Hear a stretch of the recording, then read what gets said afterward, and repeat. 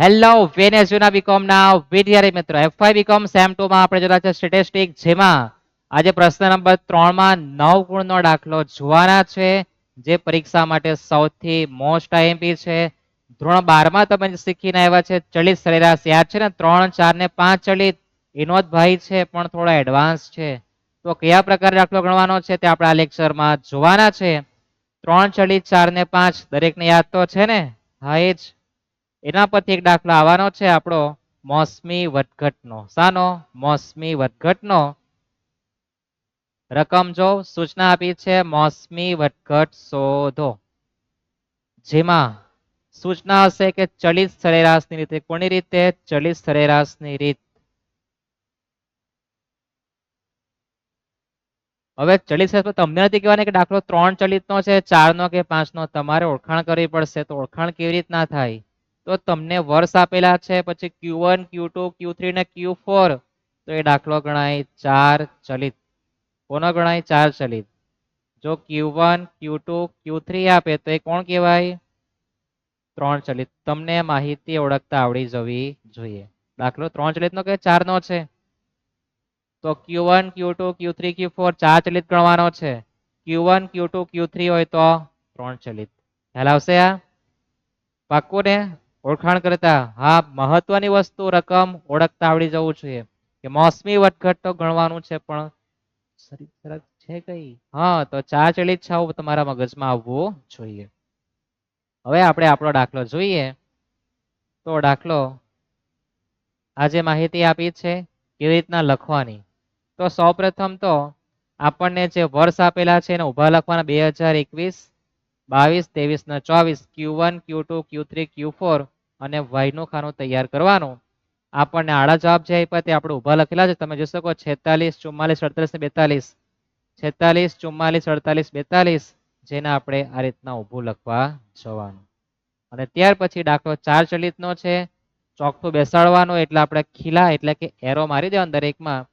બે, હા, Q1 ને Q2 ની વચ્ચે, બે માહિતીની વચ્ચે, અને ખીલા વચ્ચે આવે, શરૂઆતમાં છેવટે આવતા નથી. હવે આ 4 ચલિત લખવા કેવી રીતના જવાનું? સૌથી વિચિત્ર હોય ને. અને એ કે તમારે ખાના કેવી રીતના તૈયાર કરવાના? તો વર્ષ અને વય તો લખાઈ ગયું. પછી તમે 12 માં શીખીને આવ્યા તે જ કે ભાઈ 4 ચલિતનો સરવાળો કરવા જવાનો, બબ્બે કિંમતનો સરવાળો, અને ચલિત સરેરાશ ભાગ્યા કેટલા કરવાના આવે? 8. તમારે જે નવું ખાનું શીખવાનું છે તે અલ્પકાલીન વધઘટ. કયું ખાનું? અલ્પકાલીન વધઘટ. કે અલ્પકાલીન વધઘટ એટલે કઈ નથી, y માઇનસ ટી. એટલે કે તમારું બીજું ખાનું માઇનસ ચલિત સરેરાશનો જવાબ કરવા જવાનું. આટલો ખ્યાલ આવી ગયો ને? કેવી રીતના લખવાનું છે, લખવાનું સૌથી મહત્વનું છે. ત્યાર પછી આપણે 4 ચલિતનો સરવાળો કરવો હોય તો લખવાની 2-3 ભાષા છે.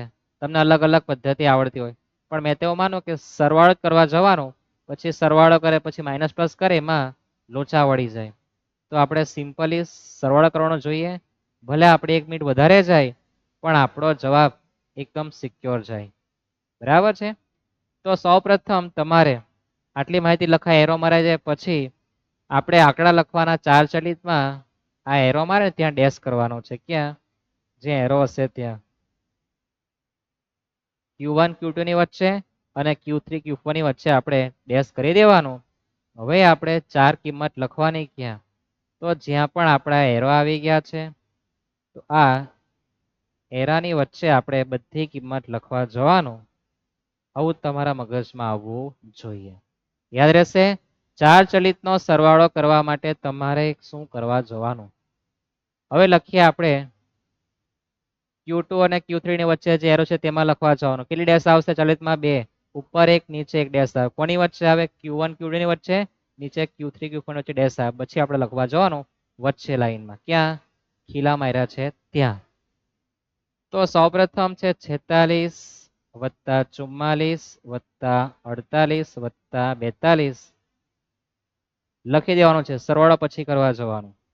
ત્યાર પછી આ 46 ને કાઢી નાખવાના, બાકીનો છાપવાનો. 44 વત્તા 48 વત્તા 42. ઉપરની ત્રણેય રકમ છાપી દેવાની. પછી શું કરવાનું? તો 42 પછી કઈ રકમ છે? 48. તો તમારે વચ્ચે 48 એડ કરી દેવાનું.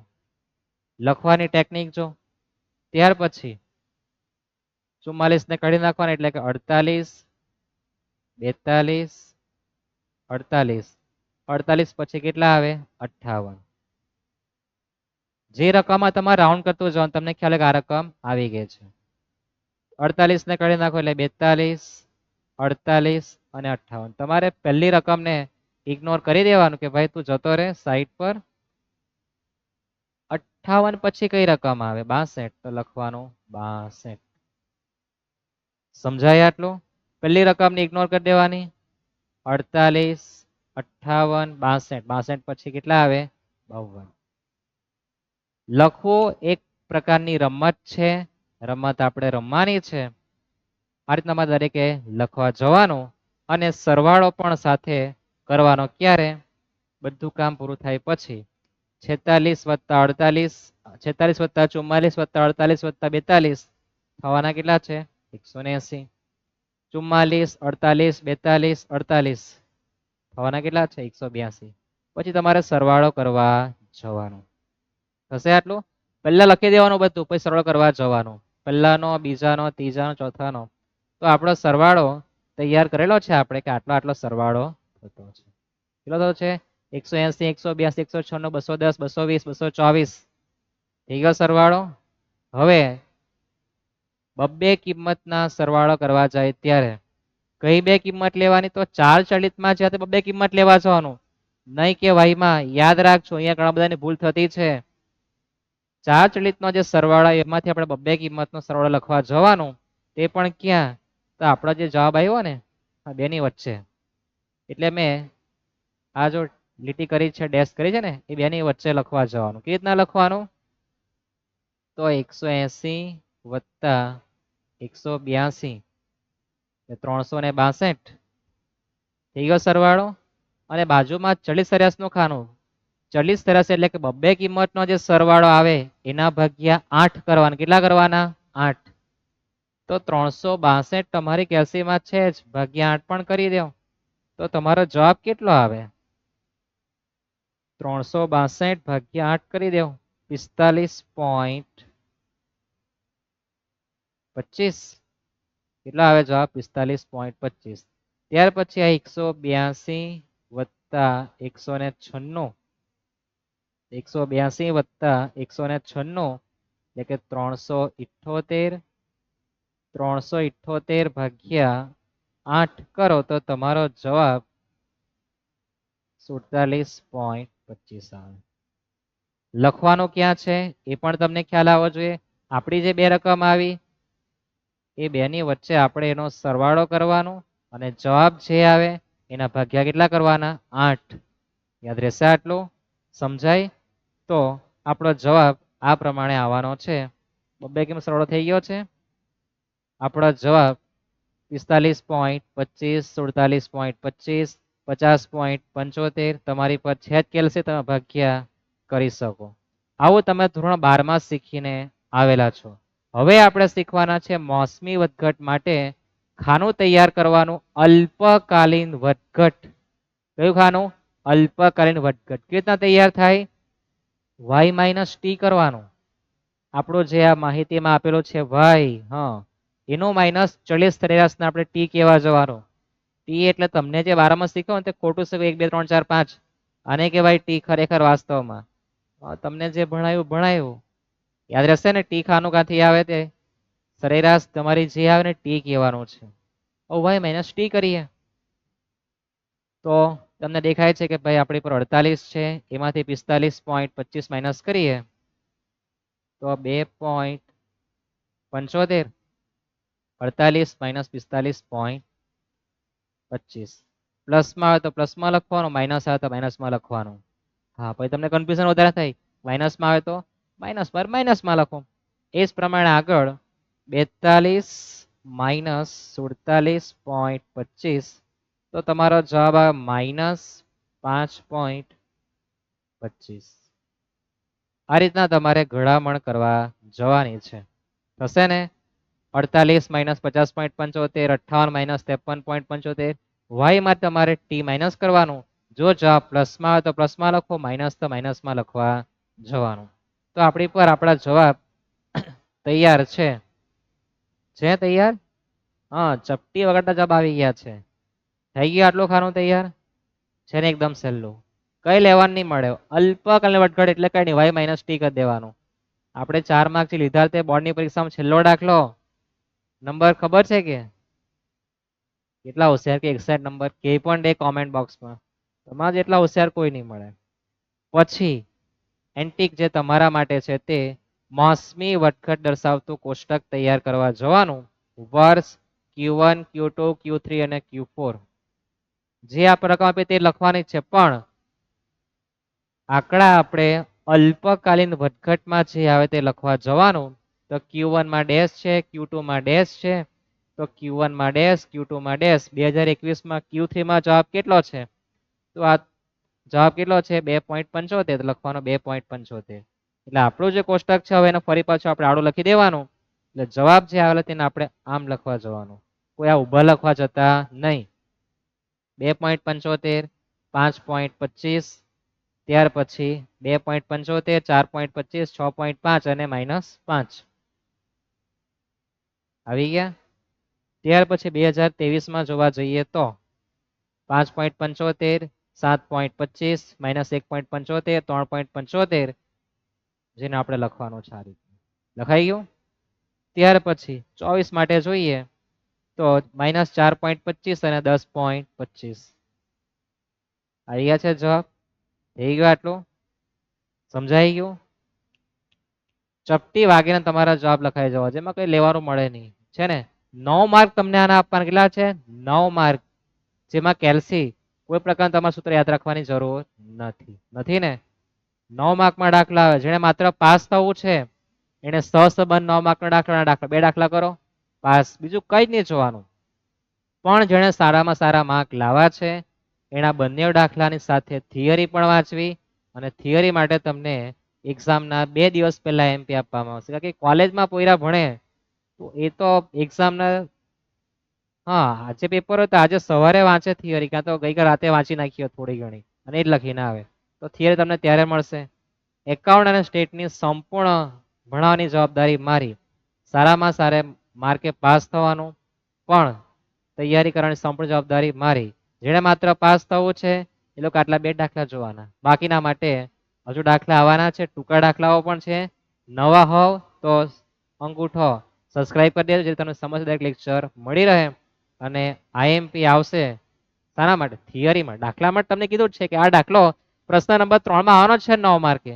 એમપી પૂછવાનું કામ જ તમારે નથી કામ ને. હવે શું કરવાનું? હવે થોડું આપણે શીખવાનું છે તે કે આપણી પર જે આંકડાઓ આવેલો છે એ આંકડાઓને આપણે સરવાળો કરવાનો અને એ આંકડાઓનો આપણે સરેરાશ મેળવવાનું છે. એના પછી આપણે 2 ખાના તૈયાર કરવાના, એક સરવાળો અને સરેરાશ. સરવાળો એટલે કઈ નહીં, આ Q1 ના આંકડાઓનો સરવાળો 2.75 છે. કેલ્સીમાં લખતા ઘણું બધું નથી આવડતું. કેટલા? 2.75. શું કરવાનું કેલ્સીમાં? તો 2.75 લખવાનું અને તમને જે બટન આપે ને પ્લસ માઇનસ નું એને ક્લિક કરો.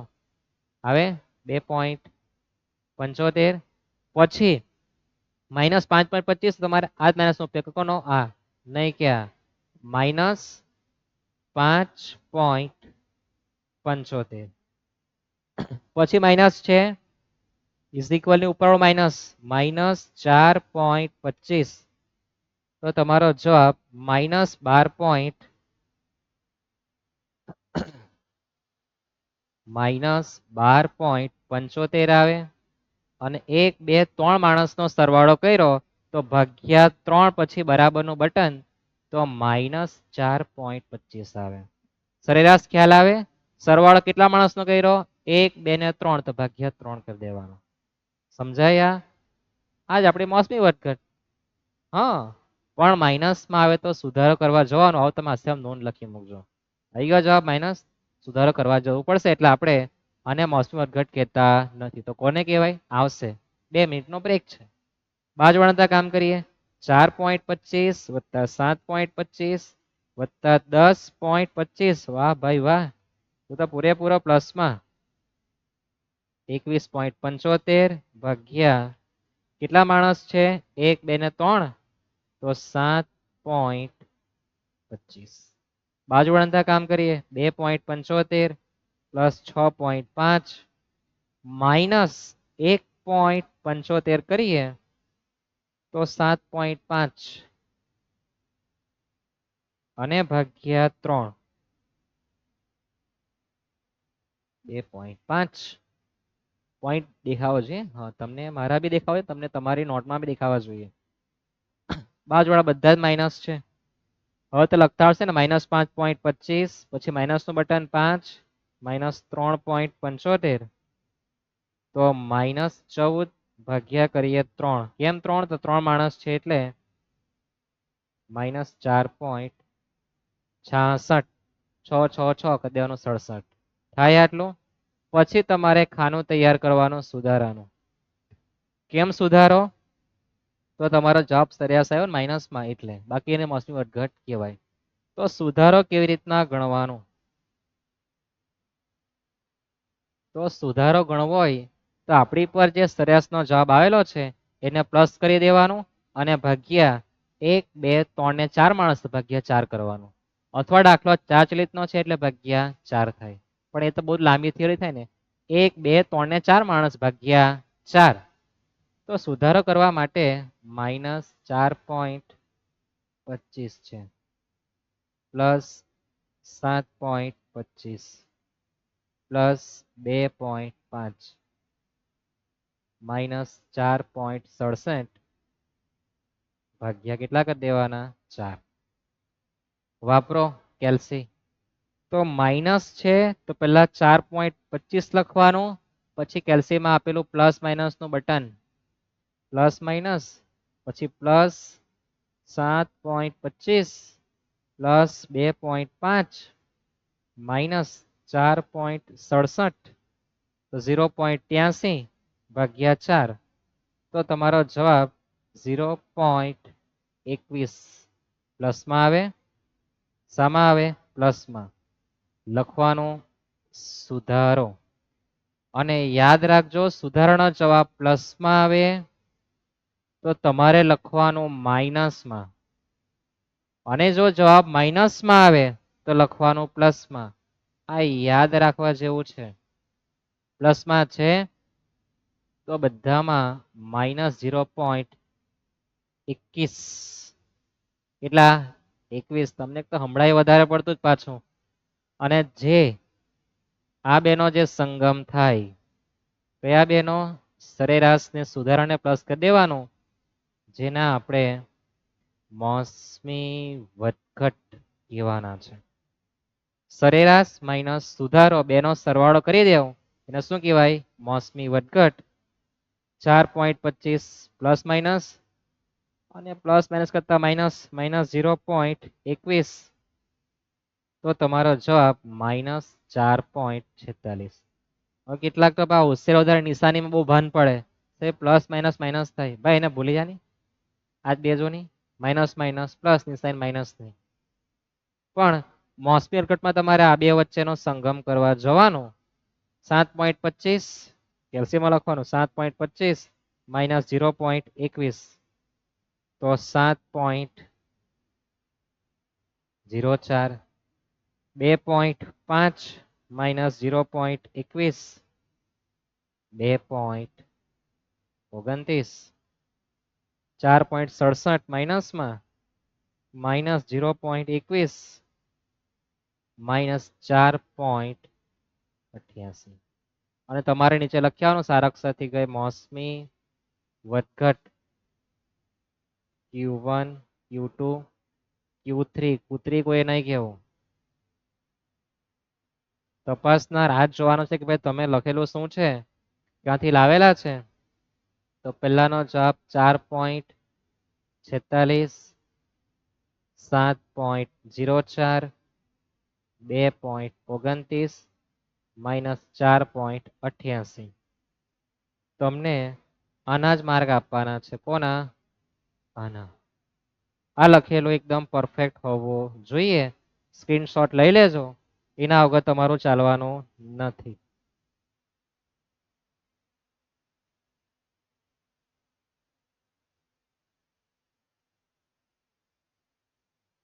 થઈ ગયો, પિક્ચર કમ્પ્લીટ થઈ જાય. તો આમાં તમારે કોઈ પ્રકારની મહેનત કરવાની, માત્ર આટલું જ છે મહેનત. 9 માર્ક આના માટે જ છે. અને તમારો જવાબ ફાઇનલ આન્સર જો સાચો હશે તો જ માર્ક મળશે. તો જો આપણા 20 મિનિટ આપણો ખેલ ખતમ. 20 મિનિટમાં તો આપણે આપણા 9 માર્ક લઈ લીધા. 2 દાખલા જોઈ લો જેણે માત્ર પાસ થવું છે. 1 જ કલાકનો સમય આપો. પણ જેણે સારા માર્ક લાવવા છે એના માટે એના અથવામાં દાખલા તેની પણ પ્રેક્ટિસ કરવાની જરૂર છે. ઈઝી હોય તે ગણવા જવાનું, બરાબર ને? ઓપ્શન બંને જોવાના, બે માંથી ઈઝી ઈઝી હા એ આપણા કિસ્સામાં લેવાનું. ઓકે, તો મળીએ આપણે નેક્સ્ટ લેક્ચરમાં. પ્રશ્ન નંબર 2 માટે સહસંબંધક, પ્રશ્ન મોસમી વધઘટ. પરીક્ષામાં 9 માર્કના 2 દાખલા આવવાના જ છે. સૌથી મહા આઈએમપી. મળીએ આપણે નેક્સ્ટ લેક્ચરમાં. કરો સબસ્ક્રાઇબ. ઓકે, જેથી તમને સમયસર દરેક લેક્ચર મળી રહે એના માટે. બાકી તમે નહીં કરો તો વાંધો જ નથી. લાઈક નહીં કરો તો એ વાંધો નહીં, કરો તો બહુ સારું કહેવાય. તમારું ભલું કરે ભગવાન. શેર કરો તો વેલ એન્ડ ગુડ. અને સબસ્ક્રાઇબ કરો તમારા પર. હા, બધા જ અકાઉન્ટ્સના લેક્ચર તમને સમયસર મળી રહેશે. પછી પાણી જાય ને પછી તમે પાળબાનું તેના જેવું થવું જોઈએ નહીં. સીતા